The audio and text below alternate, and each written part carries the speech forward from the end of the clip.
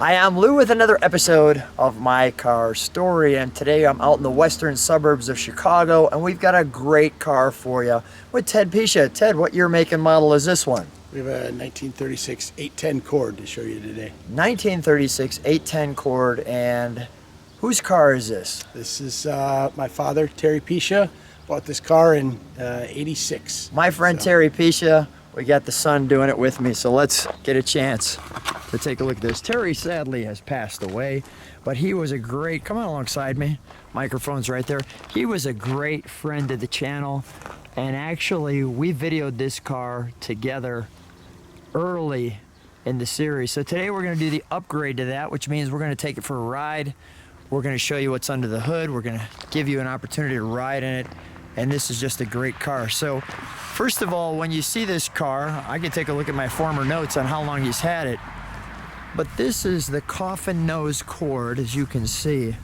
And there's a lot of things that you don't think about on how advanced this was. First of all, you've got some hideaway headlights. We're gonna show you how that works. We're also gonna show you, let's open the hood for a second since we got the sun right on it. Let's show them where the transmission is. This car is a front-wheel drive car. So the motor is in backwards, and the transmission sits up forward of the front axle. So this mechanism is the gear shift. So this is a electric vacuum mechanical system to shift it through a 4-speed transmission. It automatically shifts for you. So you select a gear on the console, push down on the clutch, and the mechanism will shift it for you. There's your Cord front-wheel drive, as you can see. And while we've got it in this direction, we got the double bugles here on this one. Let's start it up, shall we? Let's let everybody listen to it. It's got that great 6-volt crank sound.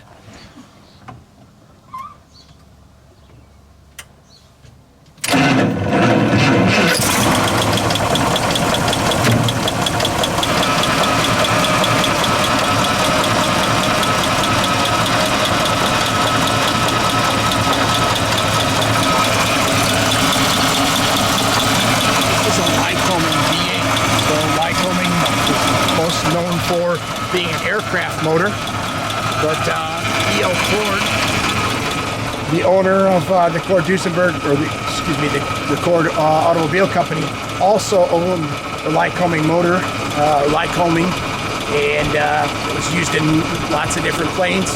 Currently, a new addition to the ACB Museum here in July of 2023 is a Stinson tri-motor. At the ACB Museum, so it have there's a lot of aircraft ingenuity or thoughts into this car. Specifically, the dash is an airplane style dash, and then the Lycoming engine. Let me listen to the exhaust, and we'll take a look at that instrumentation.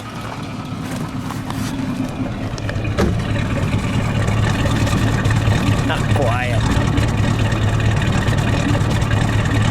Do you have any idea what the cubic inches are on this, or no? It's somewhere in the 200 cubic inch range. It's a very small motor.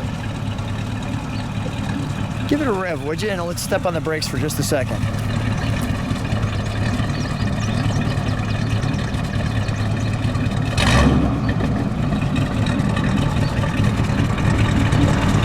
Give it one more rev.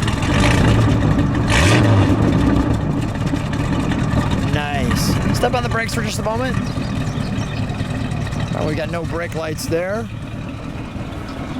All right, let's do have everything. Let's take a look at that interior.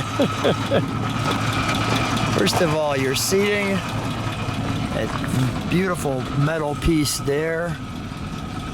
Look at the structure in the roof. Let me stand actually right where you're at to get this shot. So it's got two small little compartments, glove box compartments. So the windshield wiper mechanism here in the dash, on the top of the dash for both sides. Dad was always proud that he had the windshield wiper motors Of course, as Lou discussed before, this would be the dial to each side. Just before we do that, let's show them this. I'm gonna have you show them that. Go hard. Beautiful. Had a radio, so one of the first cars to have a radio. The antenna is underneath the car. It's mounted in 3 bands that go linearly from front to back underneath the car. So the clock, full dash, again just like the airplane style dash. So where's your radio at? Radio is the far right hand side. This one? Yeah. This? Yep. That's your radio. Wow, okay. Beautiful turned metal dash. The mirror right there, which is very functional. This beautiful top. And let's show, we're gonna turn these to open those up. Show me how that works. We can shut it off.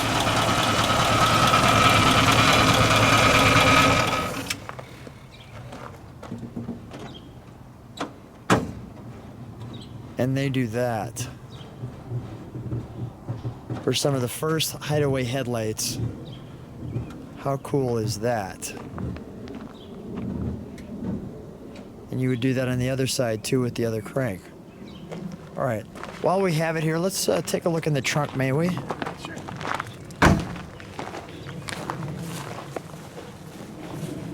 Just the styling and the design, the shape. You'll notice before we open the trunk here, recessed taillights. It'd be hard to find a car, a production car, made in America that had recessed taillights before the 1936 810 Cord. I never thought about that. So there's your tire and your cover for the tire. Not much storage there, but really great car. Okay, we'll close that. As Lou said to start the car, or start the conversation, this is a car of many firsts. So besides those taillights, recessed top.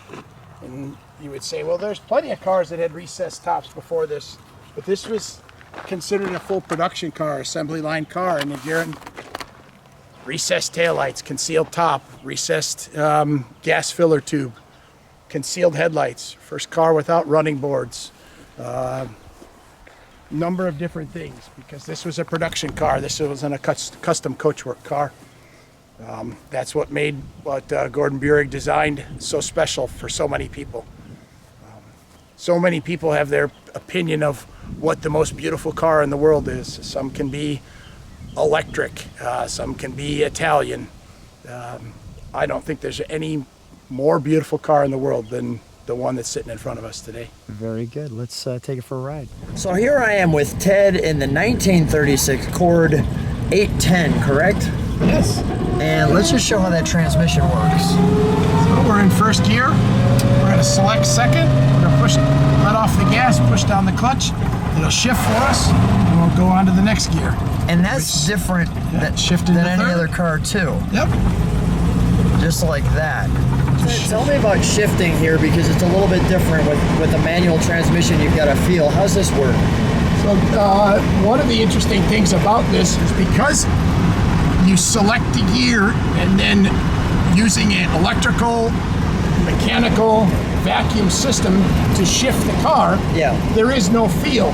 You can't feel if it's ready to go into second gear or into first gear when you're downshifting. So it makes it difficult to drive, because you have to be in the proper gear and think about it before trying to shift or accelerate. So when you get into fourth, do you just have to wait until you stop and then you start the game over again? You go 1, 2, 3, 4? It's one of those things where you hope and pray when you select the gear that it hits it at the right time. So let's try to do that. All right, let's see how that works. So we're in fourth. I'm going to slow down. I'm going to pull into the drive, and then I'm going to select neutral. I'm going to coast. I'm watching your feet as well. Pull in. Now I'll select first gear, push in the clutch, and I'm in first. And it rolls Off us to the right through, races. just like that. Perfect. Thanks for that explanation. Well, first of all, I got to say, I got a little emotional seeing this car. Your dad was a huge fan of the channel, and I just, love the guy. And we had taken some fun trips to the Auburn-Duesenberg Museum. We did one of his cars there. It's currently sold. How do you feel driving this? I love it.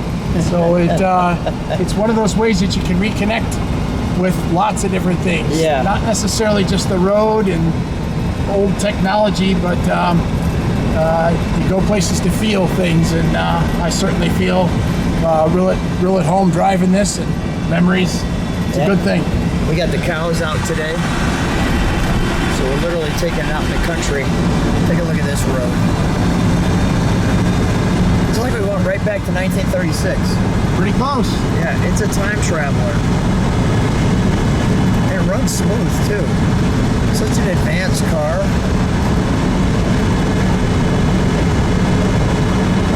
Let people take that and let their blood pressure come down a little bit.